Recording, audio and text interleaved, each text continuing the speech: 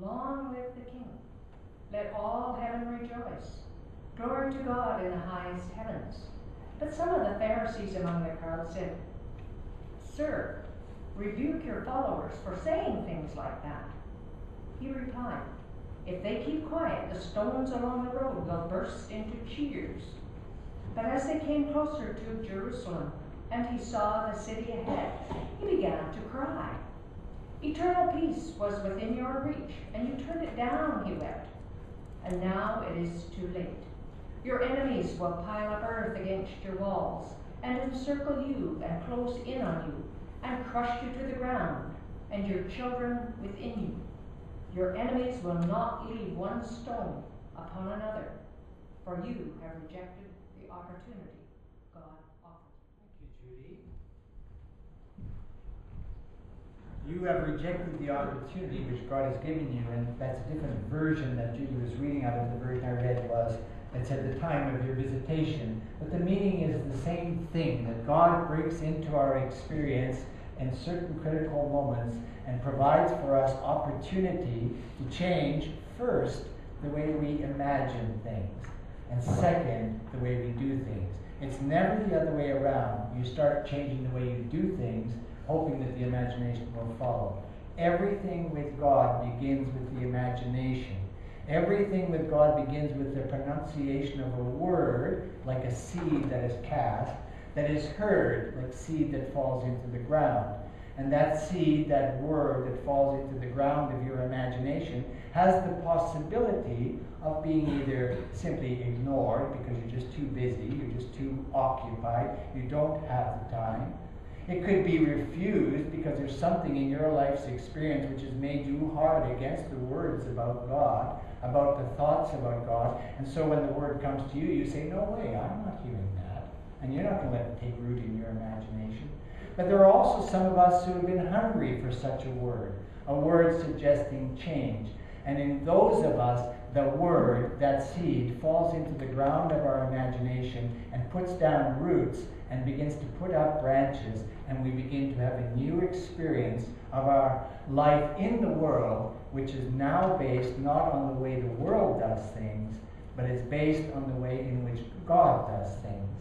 And one of the things I liked in the text that we read was when the leaders of the religious institution suggested that this new teacher, Jesus, be quiet and get his people to be quiet, especially the children. Jesus says, look, if these folks weren't happy about the change that I'm bringing, even the stones would be happy. And what he's pointing to there is this inanimate thing, a stone, but it's part of nature.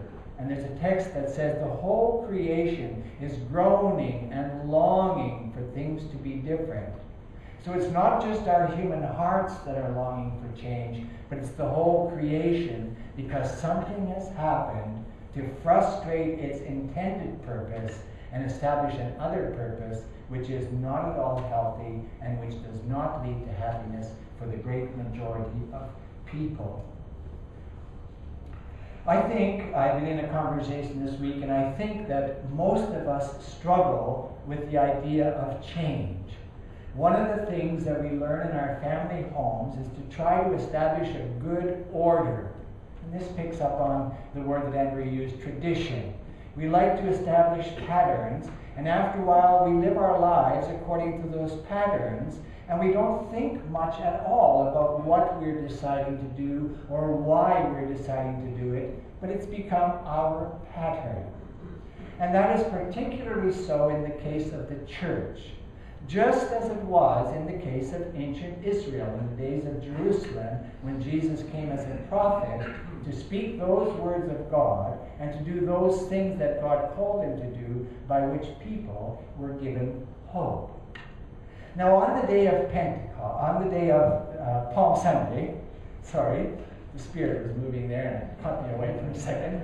But on Palm Sunday, Jesus is now coming to the conclusion of something that he's been imagining for about 3 years, from the day that he went into the wilderness to be tested, from the time he went into the synagogue, opened the scriptures, and declared his purpose.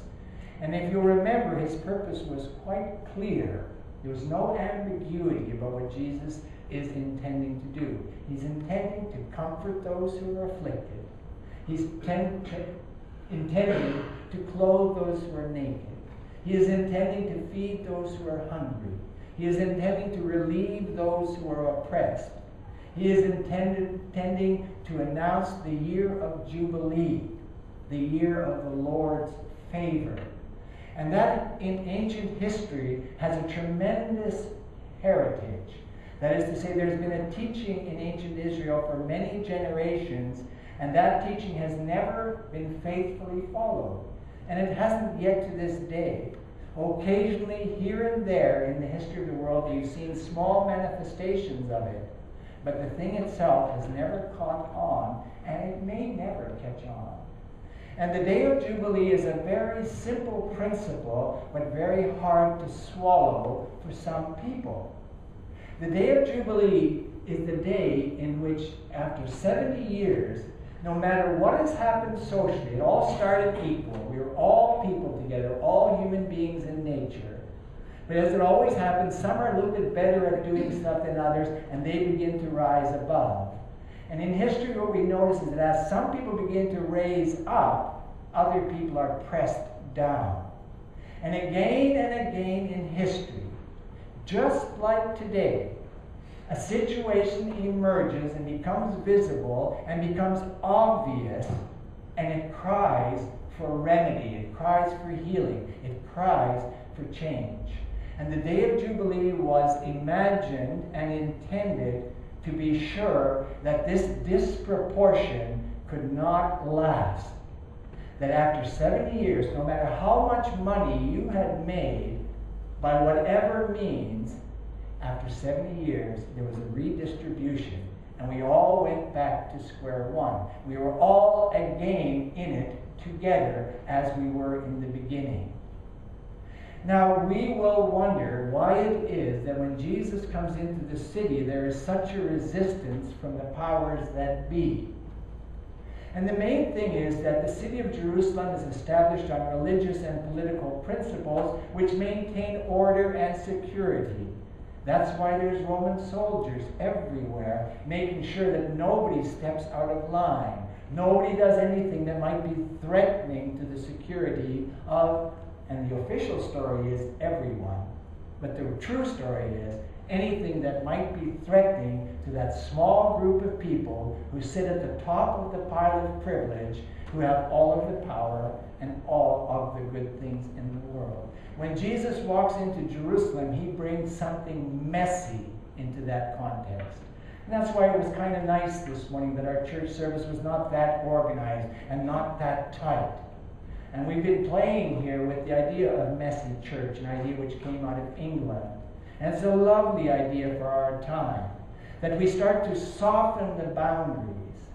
One of the things that keeps coming into my mind is how we are allowing our kids to be free as kids in church. And for some of us, Oma, that's difficult. I like to pick on Caroline because I can use Dutch words.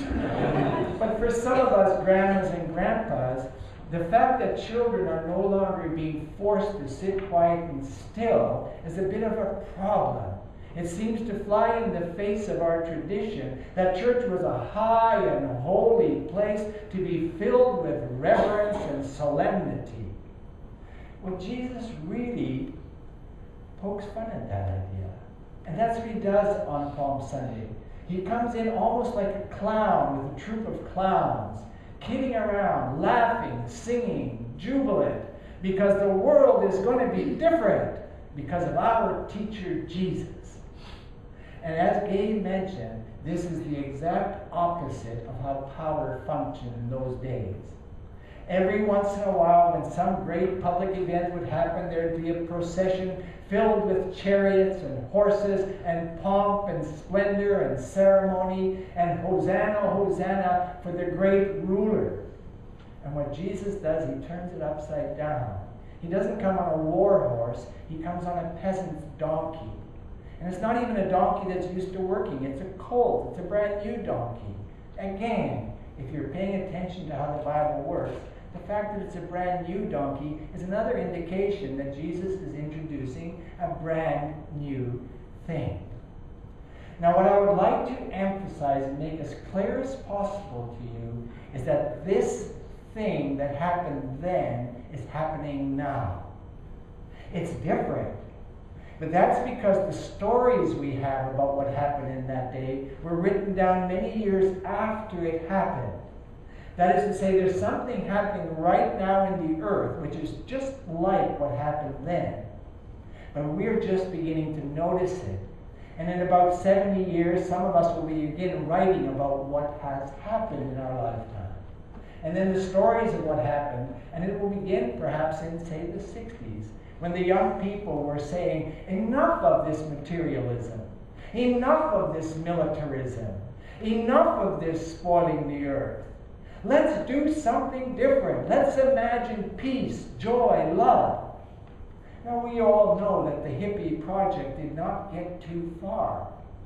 But out of every 1,000 hippies, who knows, but 10 of them may have grown to my age, or your age. And all over the earth now, there are all of these people who in the mid-60s and early 70s began to cultivate a new imagination. And we're now coming to places where people actually are respecting us somewhat. And what we said then in that very simple, idealistic, hopeful way, we're now trying to say in a more coherent and persuasive way. The values of materialism have no future. Happiness cannot be built on things. Happiness cannot be built in temples. Happiness cannot be built in legislatures. Happiness can be established in only one place, and that's in the human heart. Each individual human heart. That is to say, if I had a plan to make you all happy, and I started telling you, stand in rows. Stand up when I tell you to stand up. Sit down when I tell you to sit down. Do this, do that. Come here, go there. And if I told you, as long as you obey me, you will be happy. Do you think it would be true? Come on, let's go for pizza and Coke. Happiness cannot be imposed. Peace cannot be imposed. The greatest lie of history is that we must make war so that we can have peace. You ought to say no to that every time you hear it. It is impossible. You cannot overcome power by using power. All it does is strengthen power. What can we do then? We can open our hearts and imagine that this body that I live in is the temple of God, not this building. And that we gather together as a community of friends and neighbors. This is the place where God lives, not these buildings. And once that change starts to happen in our hearts, and we begin to live out of new reasons. And what are those reasons? The reason that has been dominant in our culture from the end of the Second War is we need to make more stuff so we can make more money, and to do that you have to buy more stuff. And if you can't afford stuff, don't worry. We'll give you loans. Oh, we'll charge you a little bit for it. But we'll give you loans so you can buy the stuff we're making so we can keep making money. Now, we are full of stuff as modern people. Our lives have got stuff everywhere. There's stuff on street corners. There's stuff in the malls. There's stuff in our basements. There's stuff in our spare rooms. But research on the part of qualified people is showing that rather than happiness growing in our economy, what is growing is depression and despair and discouragement and dismay. Why don't we get out of that game? Why don't we stop being consumers? Why don't we choose to be citizens, to act responsibly in the face of the challenges that we face, and not to be confused and confounded by our leaders who say, just trust us. We will do what's right for you. And you know what they're saying? And you know this. They're not even hiding it. All we gotta do is keep the economy growing, so whatever you do, don't stop spending money on stuff. That's your duty. Spend money on stuff. And the more money you spend on stuff, the better the economy will do and the happier you will be. Well, there are some people who are benefiting from that message, and that's those persons who are selling pharmaceuticals to deal with all of our mental instabilities, all of our unhappinesses, all of our frustrations. We tell our kids, don't use drugs, they can't solve your problems. Now, I know how complicated it is to say this in the modern world, because I know many of us are dependent on medicines to stay well. And I don't wish to suggest that the medicines themselves are harmful. The medicines are good. What is harmful is when you take something good and you use it to make money, no matter how it affects people. Do you know how many elderly people die in Canada because of medication errors, medication mix-ups, doctors prescribing too many drugs, drugs that conflict with each other? And what's the basis of it all? The basis of it all is the fear of death. And the promise of the modern world is that through our means, through our technologies, we are going to overcome death. We're going to invent the perfect drug, the perfect technology, and no matter what happens, you won't be sick and you won't die. That's a lie. You are going to get sick at some point in time, and you are going to die. And why should we hide from that? And one of the things Palm Sunday does is it brings us into the place of decision. There are the great powers, and there is this teacher who is a nobody of insignificance, but who has won the hearts of all these people in the land who are suffering because of the way things are going. And right now in our time, just like in the days of Jerusalem, the earth is filled with people who are suffering. Suffering every manner of things. And most of them are suffering just out of ordinary need. We are suffering in the West because we have too much. And one of the solutions that Jesus offers is the redistribution of the available good. And we can be partners in that. We can learn how we can take our resources and make use of them, not to support the market economy, but to support the social economy. And the example I have of this is our situation as a United Church congregation in Canada. Our opportunity in this town to show folks what following Jesus looks like. And following Jesus does not look like religion. It only does that when power takes hold of it. And then it begins to manipulate people in the name of God. The thing that we are asked to do is simply, so very simply, the cup of cold water. Do everything in your power to be kind. Do everything in your power to be generous. Do everything in your power to be understanding and accepting of the difference that you meet in other people. And if we adopt this, then we become like yeast in a loaf of bread. Wherever we go in all of our relations, we begin to infect people with this hope that the world can change, that health can come, and that we can play a part in it. So we're going to be facing a new kind of future post-resurrection. When Jesus rises this year, according to tradition, we're going to say he is risen indeed. Because today on Palm Sunday, we're glad that Jesus came into our town, into our lives. We're glad that Jesus is saying to us, follow me and I'll show you a better way. May God make it so in me and in you, and in the most significant way in us together as a community of persons who want the world to be healed. Amen. I'm going to ask you to sing because this is hard work that we're being called to do, and the best way to do this hard work is to sing happy songs. And this is a truly happy song. Joyful, joyful, we adore you. We are followers of Jesus who appreciate what he's doing in our lives.